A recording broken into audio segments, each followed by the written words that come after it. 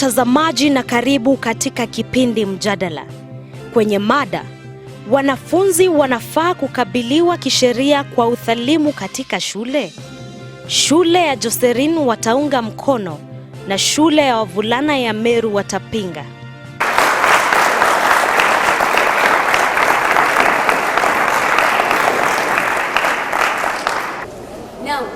Nashukuru kwa nafasi hii nyingine kuweza kujadili mjadala usemao wanafunzi wanafaa kukabiliwa kisheria kwa udhalimu katika shule.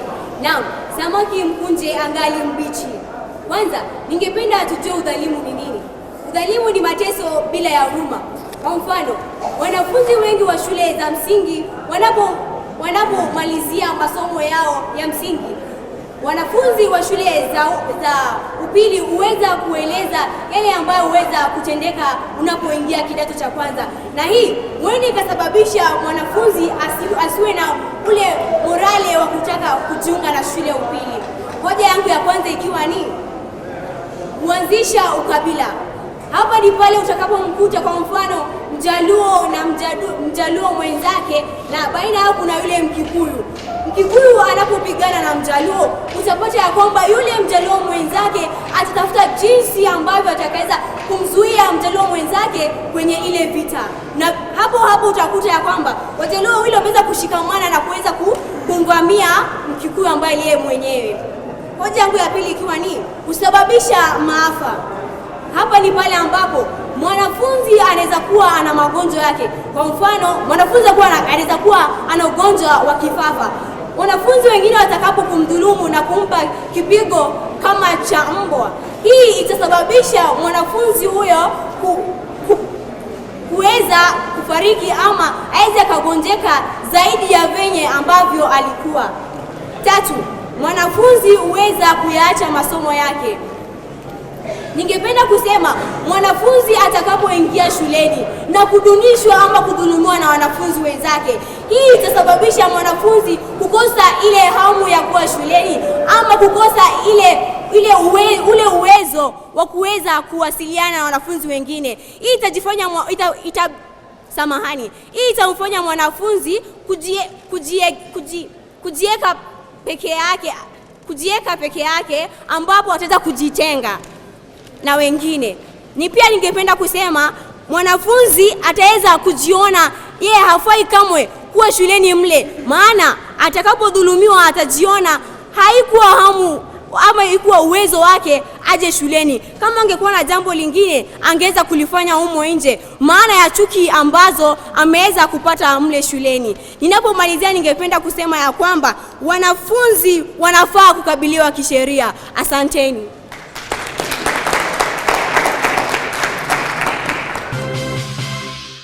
Nilipokuwa kanisani, nilimwona mama anamnyonyesha mtoto, na kwa ghafla mama ameumwa na mtoto. Nikashangaa, si huo ni udhalimu? Na wauliza, si huo ni udhalimu?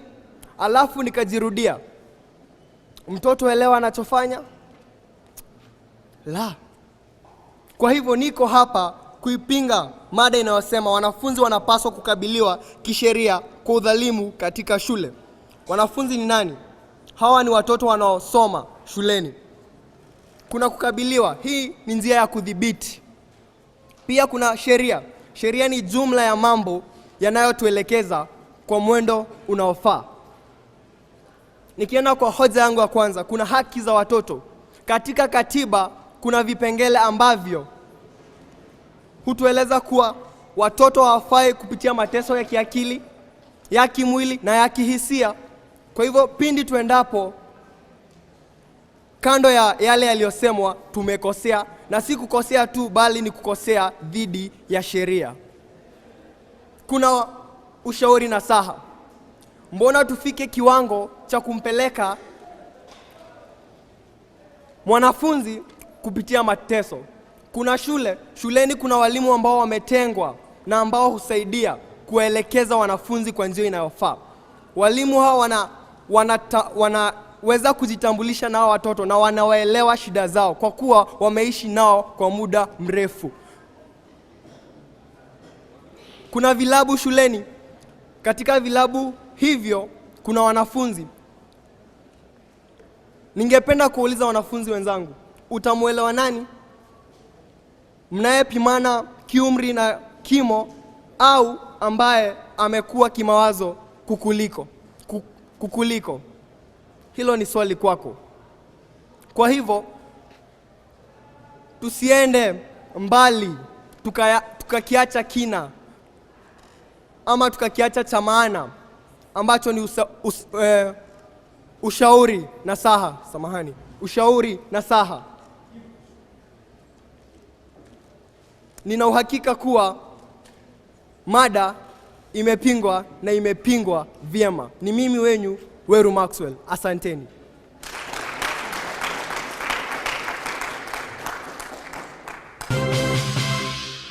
Asanti mwenyekiti, na nina bashasha foko kwa fursa sheshe ambayo mmeweza kunipatia kuweza kuunga mkono mjadala usemao wanafunzi wanafaa kuadhibiwa kisheria kwa ajili ama kwa sababu ya udhalimu shuleni. Hii ni kwa kuwa udhalimu huathiri mwanafunzi kisaikolojia. Hii ni kwa kuwa mwanafunzi aketipo darasani na umo shuleni ndipo anapopitia udhalimu, basi mwanafunzi yule hataweza kumsikiza mwalimu, maana saikolojia yake imeweza kuathiriwa pakubwa pale ambapo atakuwa akifikiria baada ya masomo, kama ni bwenini alipokuwa akipitia huo udhalimu, kweli nitarudi pale bwenini kuweza kupitia ule udhalimu nilioweza kupitia jana ama juzi. Pili, ningependa kusema pia huo udhalimu unaweza muongoza yule ambaye ni mdhalimu baadaye kwenda kujiunga na vikundi vya ugaidi. Hivi vikundi ni kama vile Al-Qaeda ama Al-Shabaab. Ule udhalimu ndio ule utakaomuingia, yani ndani ya damu yake, ndani ya misuli yake, na ataweza kuwa katu kwa akili yake anafikiria tu udhalimu. Ama ule mwanafunzi aliyotendewa udhalimu anaweza ingiwa na ile roho ya kwenda kulipiza kisasi pale ambapo ataweza kujiunga na kile kikundi cha ugaidi ili aweze kulipisha kisasi. Tatu, ningependa kusema inatishia maisha ya wale ambao hawana nguvu shuleni. Udhalimu kwa kawaida tunaelewa labda ni kipigo, labda ni mateso, ama iwapo ni mwanafunzi ambaye hana nguvu, labda atachukuliwa zile nguo zake, apatiwe nguo ambazo ni mavazi hayastahili kuvaliwa shuleni. Hivyo basi mwanafunzi yule atakuwa hana fursa kabisa jema shuleni. Hivyo basi wanafunzi ambao wanatishia maisha ya wengine kwa njia ya udhalimu wanafaa kuadhiriwa kisheria. Nne, ningependa kusema ya kwamba kwa sababu wanafunzi, yani serikali iliweza kukataa wanafunzi kuchapwa shuleni ama kuadhibiwa na wanafunzi kuadhibiwa na walimu kwa njia ya kipigo. Wanafunzi ambao wanajihusisha na udhalimu wanafaa kuadhibiwa kisheria. Hivyo basi ningeomba nyote, ikiwemo waamuzi, walimu na wanafunzi wenzangu, hata nyinyi wapinzani wangu, mniunge mkono, mseme ya kwamba wanafunzi wanaojihusisha na udhalimu wanafaa kuadhibiwa kisheria. Shabash.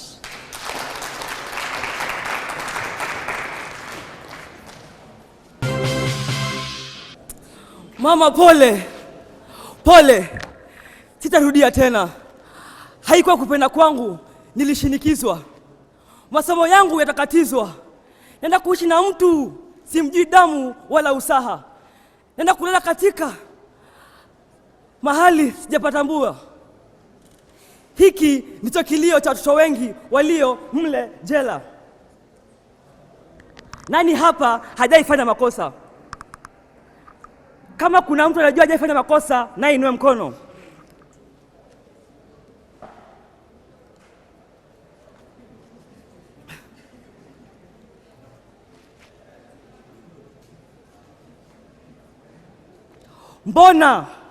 Mbona watoto kama sisi waende jela? Hiyo ni kukiuka haki za nchi. Mtoto ana haki ya kuishi na wazazi wake. Mwenzangu hapa alisema vizuri sana, samaki mkunje angali mbichi. Sikatai. Mtoto yule ili afike kiwango cha kupelekwa jela, nani mwenye makosa? si yeye, ni kila mtu. Kila mtu alichangia kwa uozo wa mtoto huo. Basi kila mtu lazima achukue ule msalaba wa kumrejesha mtoto yule katika laini inayofaa. Ndoto nyingi zimeishia pale jelani. Ndoto nyingi. Hili ndilo tanzia la Afrika huru. Wanafunzi wetu wanapoenda pale jela wanakosa hamu ya masomo, na kama tujuavyo, elimu ni taa, gizani hung'aa. Kitu kingine, mtoto yule ndiyo tampeleka jela. Amekosea kidogo, takuwa tumemfaidi aje? Hakuna. Ukweli usemwe, jela nini kipo? Njaa, kuteswa. Mtoto yule atatoka pale na ile akili kwamba nimezoea maisha magumu.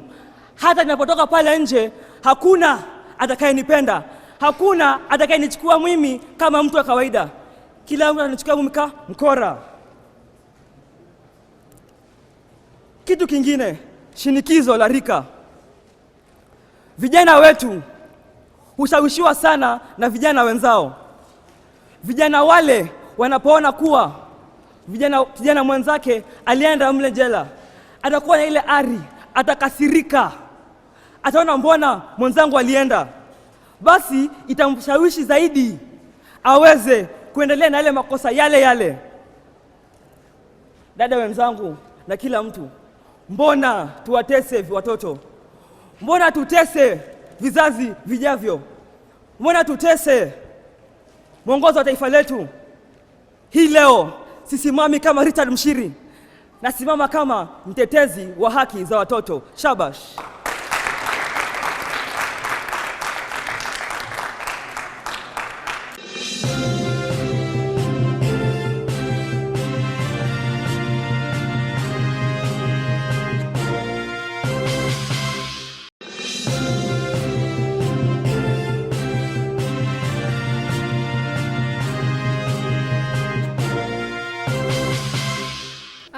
Nashukuru kwa fursa mlionikabidhi. Mimi wenyu Anrispa Kawera kutoka shule ya Joslin. Niko hapa mwenzangu kumkosoa jambo alilosema kuwa wanafunzi tunapofanya ile adhabu kwa wanafunzi tunakiuka haki za watoto. Ningetaka kumuelezea vizuri kuwa serikali yenyewe ndio ambayo iliyosema watoto wafai kupatiwa ile adhabu kali na ikakatana na hilo jambo. Huwezi nielezea kuwa uko ni kukiuka haki za watoto ili hali tunafuatia yale ambayo serikali yenyewe iliweza kusema. Tena ameweza kusema kuwa jela inachangia kuharibika kwa watoto wengi. Lakini ningetaka nikuelezee barabara kuwa si kuharibia bali ni kufanya wale wengine waweze kuhofia kufanya lile jambo ili wasiweze kujiingisha katika yale maafa, ili wasiweze kuyamalizia maisha yao pale jela. Hoja yangu ya kwanza ikiwa kuna adhiri wazazi kifedha. Ninaposema kuna adhiri wazazi kifedha, mzazi amemshughulikia mwanae na kumleta katika shule ya upili. Kuna vile vitu ambavyo amemnunulia ili aweze kukaa shule bila matatizo. Utapata kuwa udhalimu umetendeka ambapo mtoto amechukuliwa kila kitu. Inampasa mzazi tena na kuna wale watoto wengine ambao wanahitaji kushughulikia amnunulie yule mtoto mwingine vitu. Hiyo ni hasara kwa mzazi jamani. Huleta lahana za haushi nzima. Lahana zinatokana na kitendo ambacho utamtendea mwenzako, kingoje kirundi tena pale kilianza. Kilicho na mwanzo akiwezi kosa kuwa na mwisho. Ulitenda kitendo cha udhalimu, ukasababisha maafa yaliyoleta mauaji kwa mtoto fulani. Hilo jambo linaweza tendewa mtoto wako. Ama Mola aweza kuona hakuna maana ya huyu mtu apate mtoto maishani mwake na alifanyia mtoto mwingine lile jambo. Hivyo basi hiyo ni lahana ya maisha. Inaweza kuleta ile hali ya kuhofia. Mwanafunzi kutoka shule ya msingi haweza kuhofia kujiunga na shule ya upili. Kwani amepata zile fununu kutoka kwa wanafunzi wenzake wa shule za upili. Wamemwelezea kuwa pale shule ya upili, kunayo mateso ambayo watu wanayapitia. Yule mwanafunzi akitafakari akiwa darasa la 8, hatakata tamaa, aseme jamani, naenda wapi? Na maisha yakiwa hivyo hata mwanafunzi ambaye angeweza kuwa na maisha mema yaweza itimishia papo hapo. Hili jambo pia ni dhambi kwa Mwenyezi Mungu jamani. Kitendo kama hiki cha unyama kikitendewa mtu mwanadamu mwingine, Mungu mwenyewe anaichukua kama dhambi na anahekelea kwa kichwa cha yule mwenye aliyetenda. Jamani, kwa nini tusichukulia hatua ya kisheria hawa wanafunzi ambao wanafanyia wengine udhalimu? Ningeomba waamuzi wangu, walimu na wanafunzi, unganeni mami, museme kuwa wanafunzi wanafaa wachukuliwe kisheria. Nanyi wapiganizi wangu, ningewaomba kwa utaratibu, unganeni nami tuadhibu watoto kisheria. Hivyo basi maisha hata ya wengine yataweza kuwa maisha mema. Shabash.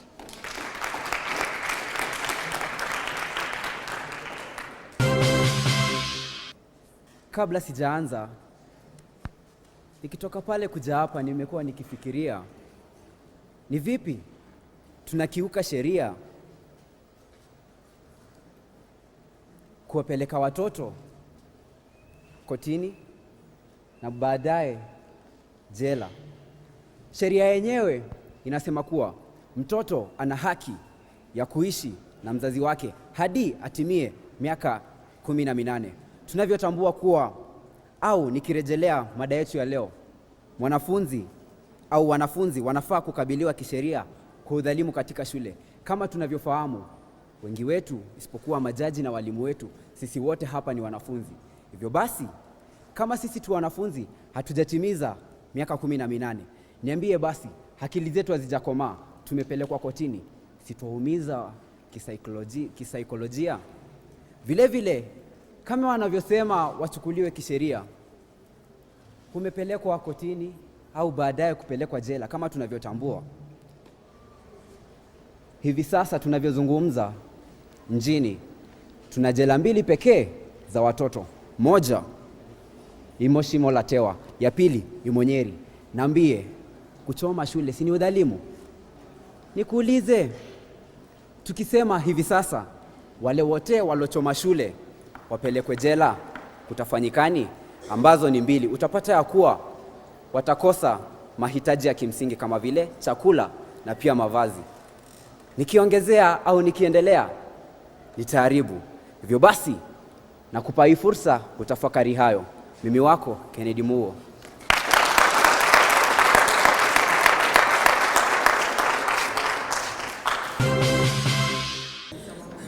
Wakati serikali ilikuwa inaweka jela za watoto, ilikuwa inafahamu fika kwamba kuna watoto ambao ni watukutu na lazima wafanye makosa. Na ningependa kuambia hiyo serikali ambao mnasema ni kukiuka haki za watoto, ndio walioweka hizo haki za watoto, na pia ndio waliosisitiza na kusema ya kwamba watoto wasipigwe shuleni. Pia ningesema kusema kama kupeleka mtoto kwenye jela ni kumtesa. Pia wezi ama wengine wanaotenda makosa hawafai kupelekwa jela, maana pia ni kuteswa. Na kuiba pia, yule ambaye unamuibia pia ni udhalimu, unamtendea udhalimu kwake. Pia ningeomba niwafahamishe fika ya kwamba wakati mtoto anapopelekwa kwenye jela, si eti ni kuteswa, ni kurekebishwa. Jamani, naomba mnielewe, ni kurekebishwa. Na ningeomba kutamatisha, niombe nyote mniunge mkono, kwani hata kama lisilobundi itendo itabidi tumeniunga mkono. Shabash. Asante sana, wazo zuri ambalo wametupa.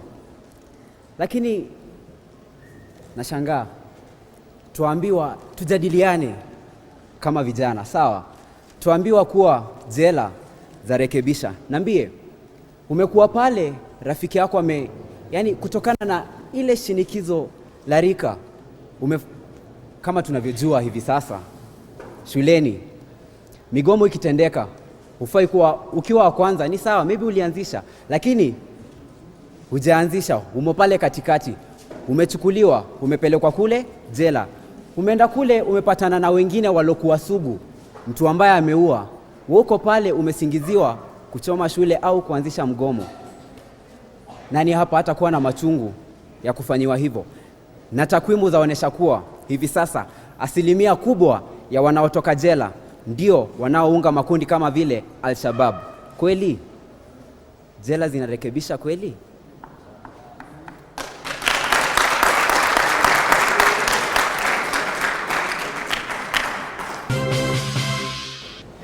Nalielekeza swali langu kwa upande wa kuunga. Nafikiri mada haijabainika kwenu vyema. Swali langu la kwanza kwa mwasilishaji wa kwanza.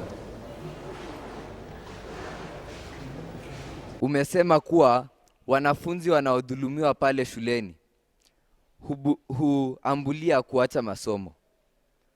Na ningependa kukuambia kwamba wale wanafunzi wanaopelekwa gerezani wataendelea na masomo ama wataacha masomo pale.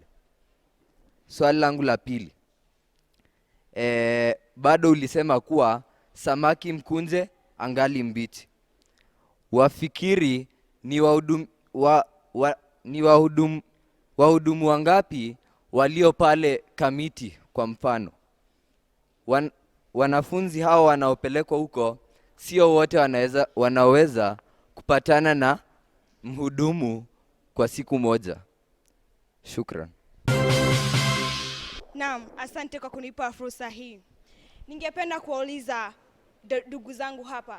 Wakati na ambapo shule yenu ya Meru walipofanya mgomo, watu na ambao waliosababisha mgomo huo si walipelekwa jela? Hivyo ndivyo naambia kwamba mtoto wakati na ambapo anapelekwa jela, apelekwi jela ili aweze kudhulumiwa huko, ila anapelekwa jela ili akuje, ili afanywe mtu mzuri. Na katika huko jela wao ufunzwa mambo mbalimbali kama ushonaji wa manguo na mambo mengineyo. Asanti. Ningependa kumjibu mwenzangu. Umesema ya kwamba mwanafunzi anapopelekwa jela huenda akadhulumiwa na nyako jela. Ndio, sikatai. Lakini kama unajua utapelekwa jela uende ukadhulumiwe, mbona ufanye udhalimu shuleni? Asante. Ukifanya udhalimu shuleni, hapo ndipo ushauri nasaha unaingilia. Ndio maana tunasema ya kuwa kuna njia mwafaka. Usimwache mtoto yule au mwanafunzi yule akaumizwa kule ndani. Waweza kumrekebisha kwa kumpa ushauri ufaao. Nikimjibu dadangu swali lake, inaonekana ni kama twazungumza tu kwa sababu twapaswa kuzungumza. Sijui kana kwamba umefanya utafiti wa kutosha, kwa sababu sikumbuki kama kutoka nilipoingia shule hii mwaka wa 2014 sijaisikia kukitajwa mgomo wowote. Hilo ni la kwanza, kwa sababu hiyo ilikuwa tu hitilafu kiasi. Bweni letu lilichomeka, hakujawahi kuwa na mgomo wowote. Asante.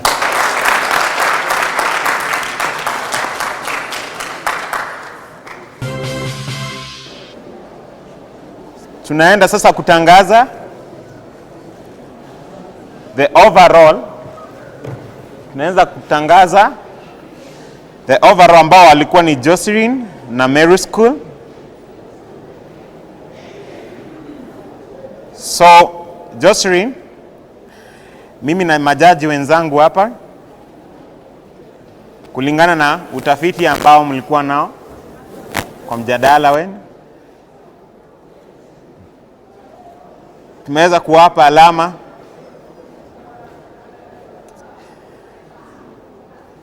38 kwa 50. Wapigie makofi.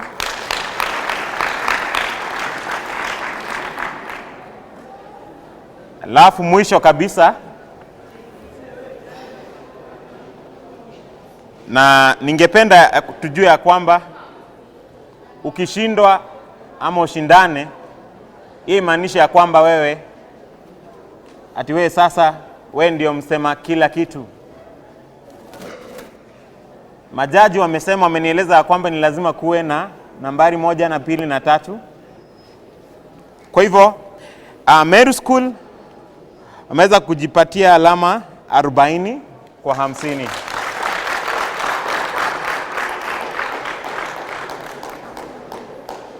Shukran.